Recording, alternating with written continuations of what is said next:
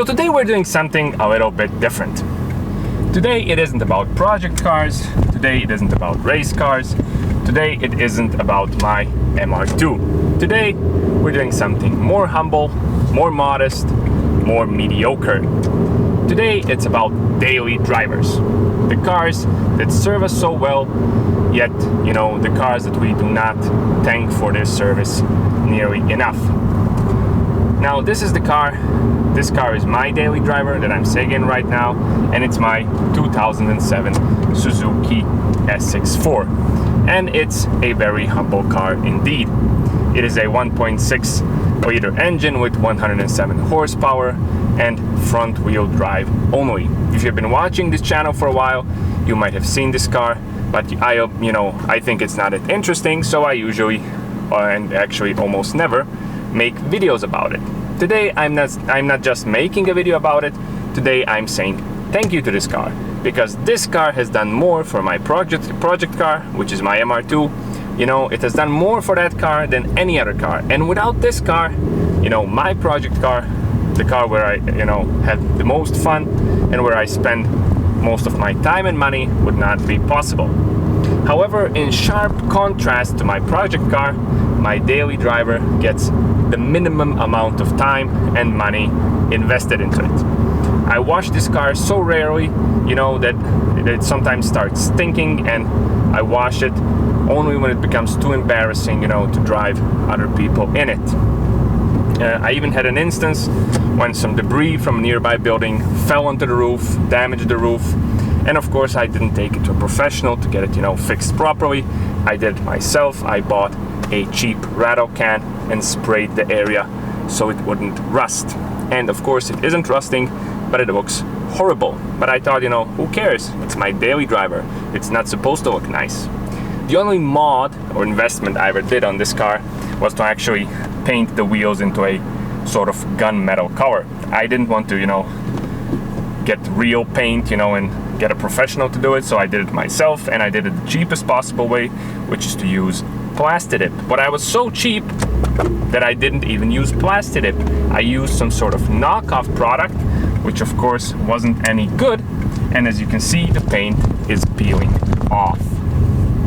So that's the kind of treatment I give this car. The only thing I care about is doing regular maintenance, using good oil so the engine runs, so the car can keep doing, what I need it to. But everything else, it gets the bare minimum. Today it's different, and today I'm saying thank you for making my project car possible. Because, just as an example of how much, this car has done, it actually had a 4AG engine in it 3 times. No, it wasn't swapped in, of course. It actually took my engine for two times to have it rebuilt, and once it drove a whole 4AG engine from a very far away junkyard all the way to my home. So how am I saying thank you? Well, of course, I'm being kind of cheap again, but it is a nice thank you. Now, I spend a lot of time in this car, and one of the things that bothers me is that it has a very 2007 stereo. It is a very boring and useless unit, which doesn't even have auxiliary input, it doesn't have USB input, it doesn't have anything. So it's, you gotta use CDs, and the CDs often don't work. It takes, a while to load them. And I like to listen to my music when I'm driving. So what I'm doing is I'm replacing this stereo. And I'm going to replace it by using an opportunity when I was contacted by a company called Seikan, which is a Chinese company. And they contacted me and asked me whether I wanted to do an install and review of one of their really cool looking stereos. And at that moment I didn't think of my MR2. I didn't get a stereo for my MR2. I said, it's time to do something for the Suzuki. So I said, do you have a stereo for the Suzuki? And they do, and they offered me this, which is a very cool, very 21st century, 2018 thing. It has Android, it has touchscreen, it has Wi-Fi, it has Bluetooth, it enables you to do GPS. It is a pretty awesome thing that's going to bring, the very outdated Suzuki interior right, propel it fast forward into 2018. So that's what we're doing today. We are installing this unit. We're going to give it a little bit of a review, you know, see how it works and whether it improves the Suzuki. Now, there will be two videos. There will be this video and there will also be a separate, much shorter, you know, install and review focus video of the unit itself if you want to see, you know, or buy the unit. Right now, the price of the unit is $336, which to be honest is really cheap. It's actually worryingly cheap when you see what it provides and what it gives. If you were to get such a unit, you know, an OEM unit, you would probably pay, I think, 5 times as much, you know, to get anything similar. So, you know, let's get to the install. So to install our cool new unit, the first thing of course we need to do is to remove the old one. Now, I really hate working around plastic and plastic panels because they're really brittle and it's easy to damage them and you have to be really careful and it's fiddly and I just hate it. Now, I have no idea how to remove this. I didn't do any research. I'm just going to, you know, keep guessing and trying to use my common sense. Now, I see these two panels right here. So I got this, I think it's called a panel popper. And I'm going to remove these two and hopefully I'm expecting some screws or something based on how the new unit hooks. There's some screws right there. So let's remove these panels and see what happens. See, this is what I really hate. It needs force to be pulled, but you know, that same force can easily result in a broken piece of plastic, which the dealership is going to charge you an arm and a leg for.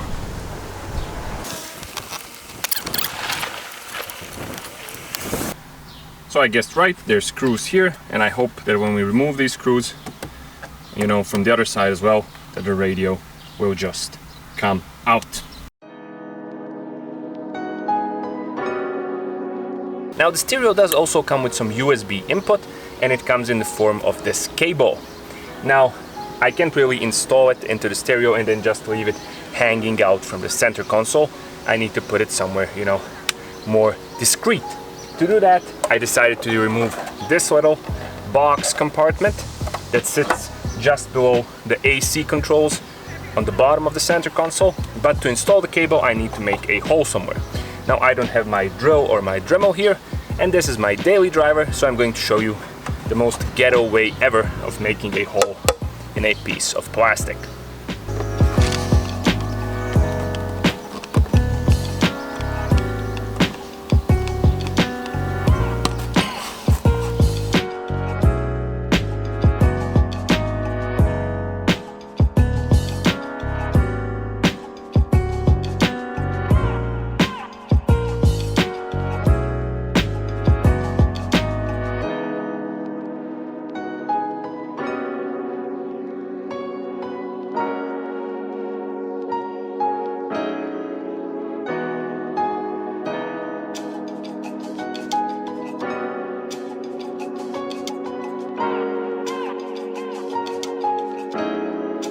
So now it's time for the moment of truth, and it's time to see whether the Seikan, ooh, look at that, there's a big bug on me, come on, shoo, leave my body, come on, there we go.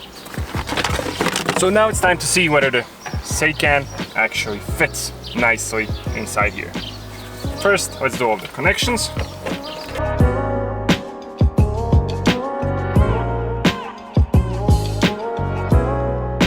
Let's see if this thing actually fits. So another thing I have noticed before I fit it in, you know, let's keep the tension rising, is that this is also a performance upgrade to your car. Why? Because it's a form of weight reduction. Now, the stock, the OEM stereo weighs, you know, like half a ton. This thing is super light, so there will be some weight saving. Okay, so that goes there, that goes there. That's nice. That's nice as well. Okay, it looks like it fits beautifully, and I have to say I'm already very impressed by how this looks. Looks like a Tesla Model S instead of a very cheap Suzuki car. Not that I like the Tesla or anything.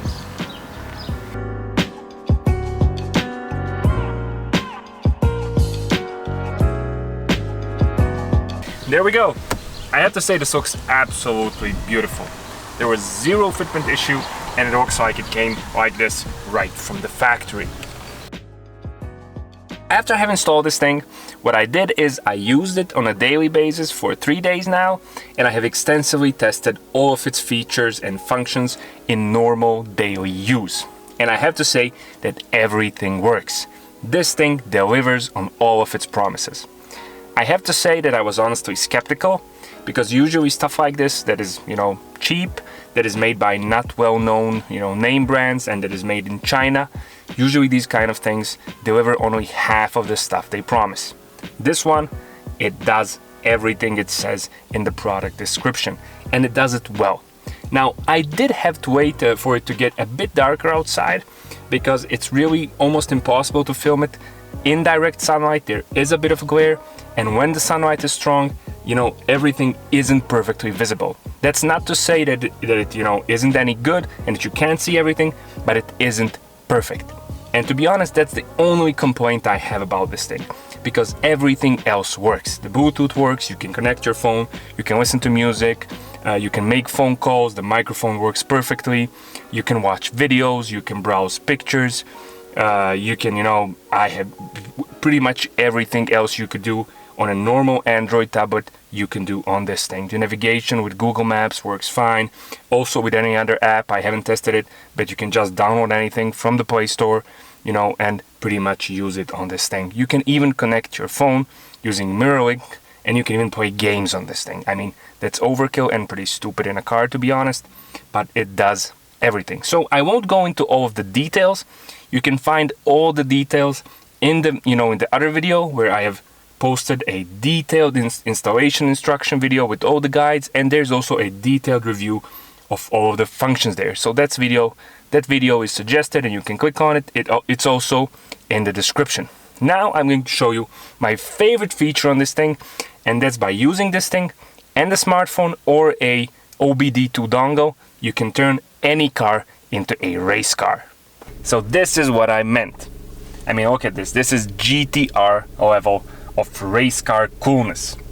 So all you need to have this is a Torque app, which you can either install directly onto this head unit, or you can download it on your phone and then simply connect your phone via the USB to the unit and then share its screen. So this is what I did. That is a super simple solution. It's also on my phone and you can see it up there. The other option is when you download Torque right there on the head unit, you need to connect it to the OBD2 dongle. Now this particular SACAN unit cannot connect to a Bluetooth OBD2 dongle. It needs a Wi-Fi OBD2 dongle, so be careful of that.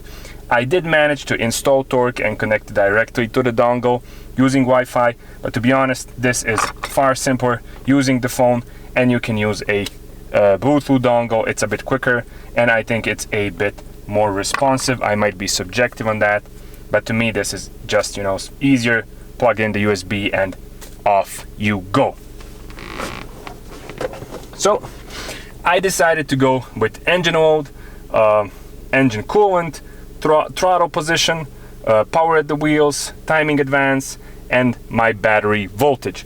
Now there is a whole array of different types of gauges you can put there, and different data you can receive through the gauges using the Torque app. So you can basically do whatever you want. You can go crazy, you can even edit them, the looks of the gauges. It's all honestly very, very fun. So let's take them for a drive and see how it all works while we are driving the car.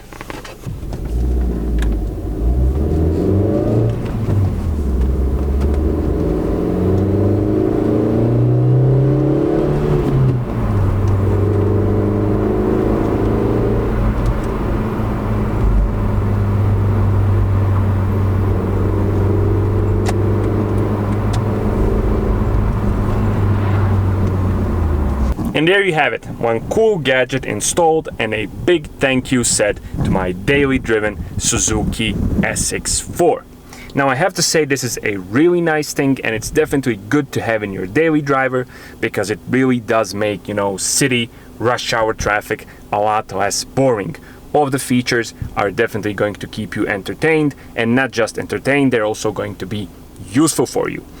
Now, if you want to get one of these, if you do like one of these units, you can head over to Seikan's website and get one of them for your car. If you decide to do that, definitely check out the pinned comment right down there below, and also the video description, and there you can find a little code I have set up with Seikan, which will give you a little discount when buying one of these head units. It's not much, but every little bit of course helps, because money doesn't grow on trees.